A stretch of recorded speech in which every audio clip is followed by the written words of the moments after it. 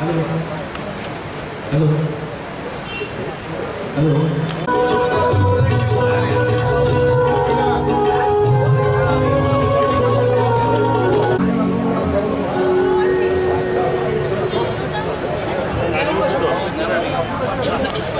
অভিনন্দিত করবেন আজকের অনুষ্ঠানের বরেণ্য অতিথিদের।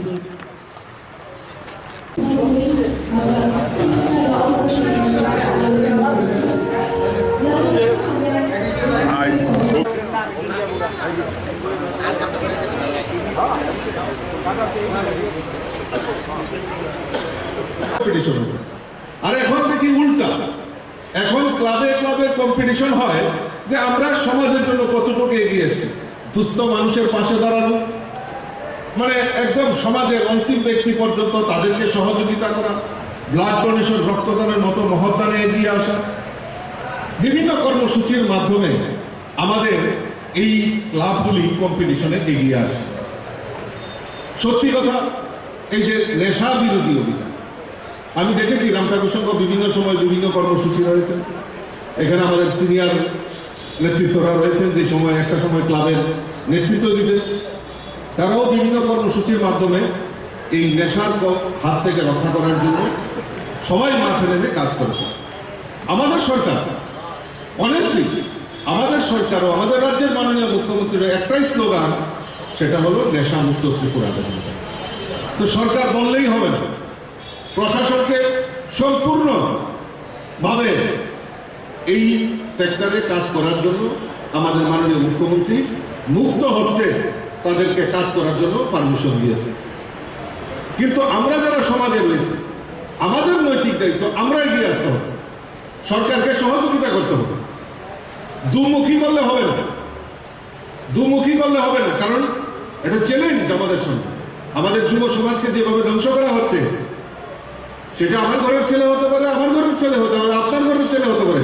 বলে আমার ঘরে তো নেই, আমি দরজা বন্ধ করে রাখবো না, আপনিও রেহাই পাবেন না। যদি এলাকার পরিবেশ, এলাকার সমাজ যদি দূষিত হয়, তাহলে এফেক্টেড আপনিও হবেন। তো কাজেই আমাদের সবাই একতাবদ্ধ হয়ে এই সরকারকে সহযোগিতা করতে হবে। আমি গতকালকেও কিছু যুবকরা আমার সঙ্গে বসেছিল, তাদেরকেও আমি বলেছি যে দুমুখী করলে হবে না, যে একদিকে আমি গিয়ে কর কর কর আমি সহযোগিতা করবো, আরেকদিকে পেছনে এসে বলবো যে না করতে পারবে না, তাহলে হবে না। সবাই ইউনাইটেডলি, এখানে সিনিয়ররা আছেন, আমরা আছি, মেয়র সাহেব আছেন, আমাদের কর্পোরেটররা আছেন, ক্লাবের সভাপতিরা আছেন, সবাই আমরা মিলিতভাবে, ক্লাবের যুবকরাও সহযোগিতা করবে। কারণ যেই একটা অবস্থা নেশা আমরা দেখেছি, মানে কয়েক পরিবার ধ্বংস হয়েছে। যুব সমাজকে আমাদের রক্ষা করতে হবে, না হলে আমরা একটা মানে চ্যালেঞ্জিং জায়গায় আমরা পৌঁছে যাব। কাজে আমি আপনাদের কাছে অনুরোধ করবো, দল মত জাতি ধর্ম সমস্ত জলাঞ্জলি দিয়ে, সমস্ত কিছু ভুলে গিয়ে আমাদের এই সমাজকে রক্ষা করতে হবে, যুব সমাজকে রক্ষা করতে হবে। তবেই আমাদের মাননীয় মুখ্যমন্ত্রীর যে সংকল্প এক ত্রিপুরা শ্রেষ্ঠ ত্রিপুরা, সেদিকে আমরা অগ্রসর হতে পারবো। আর এখন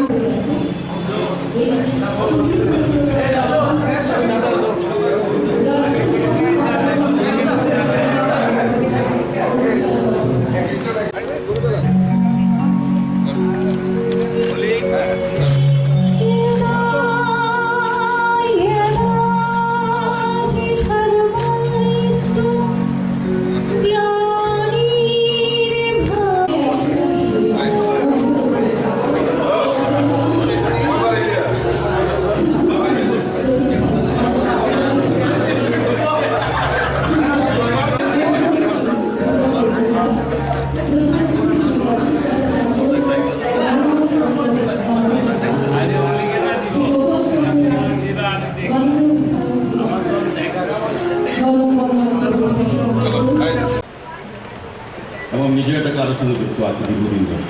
ক্লাবের কী ভূমিকা থাকা উচিত, ক্লাবের কী করণীয় এলাকার লোকের জন্য বা সমাজের জন্য, বা সামাজিক দায়িত্ব হিসেবে সমাজের পক্ষ হিসেবে কী কী করা উচিত, এটা রামঠাকুর সংঘ আমি বলবো 100% করছে। যেহেতু প্রতিষ্ঠা দিবসকে সামনে রেখে বসার প্রতিযোগিতা, নৃত্য, গান, রক্তদান শিবির বা অন্যান্য বিভিন্ন অনুষ্ঠান হয়েছে এবং আগামী দিনও হবে, সবগুলির প্রয়োজনীয়তা আছে। যেহেতু রক্তদান শিবির রক্তদানের কথা বলব প্রথম, এটা একটা অত্যন্ত গুরুত্বপূর্ণ এবং প্রয়োজনীয় কাজ হিসেবে করি।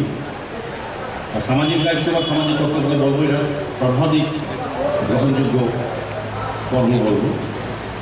আর ধর্মদিক দিয়ে বলে যদি সবচেয়ে বড় মানবিক ধর্ম পালন করা হচ্ছে রক্তদানের মাধ্যমে। এই কারণে আমরা রক্তদানকে মহদান বলি।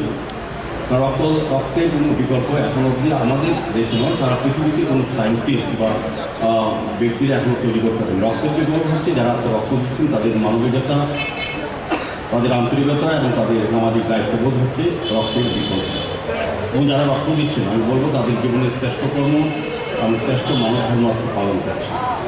রক্তের যেহেতু বিকল্প নেই, আজকে যারা রক্ত দিচ্ছেন রক্ত গ্রহিতা এবং রক্তদাতার মধ্যে একটা আত্মীয় বা রক্তের যে সম্পর্ক আমরা বলি, এটা কিন্তু তৈরি হয়ে যাচ্ছে রক্তদানের মাধ্যমে। আর আমাদের এই রাজ্যে 12টি সরকার অনুমোদিত ব্লাড ব্যাংক এবং 2টি বেসরকারি অনুমোদিত ব্লাড ব্যাংকে রক্তের চাহিদা এবং যোগানের মধ্যে ভারসাম্য রক্ষা করে জনরক্তদান উৎসব বা রক্তদান শিবির স্বেচ্ছায় যারা রক্তদান করেন। আমাদের যে রক্তের প্রয়োজন আছে আমাদের মধ্যে ব্লাড ব্যাংকে কোনো কারণে দুর্গাপুজোর সময় হোক বা ইলেকশনের সময় হোক, তখন রক্ত স্বল্পতা দেখা যায়, তখন মানুষ রক্ত দিতে চায় না, তখন বিভিন্ন কাজে ব্যস্ত থাকে, আর তখনই রক্ত প্রয়োজনীয়তা সবচেয়ে বেশি। কিন্তু তখন যারা স্বেচ্ছায় রক্তদান করেন তারাই কিন্তু ভারসাম্য রক্ষা করতে পারে। রক্ত যারা দিচ্ছেন তারা যেমন একজন মুমূর্ষু রোগীকে বা পরিবারকে তারা বাঁচাবেন, পাশাপাশি নিজেরও কিন্তু আজকে পরীক্ষা হয়ে যাবে তিনি কতটা সুস্থ আছেন, আগামী কতটা ভালো থাকবেন।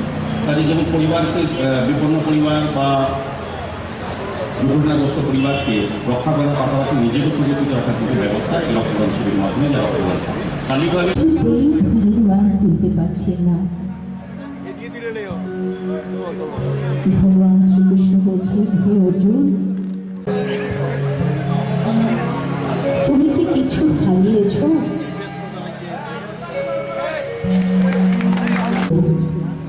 ভগবান শ্রীকৃষ্ণ অর্জুনের সারথি হয়ে দাঁড়িয়ে আছে।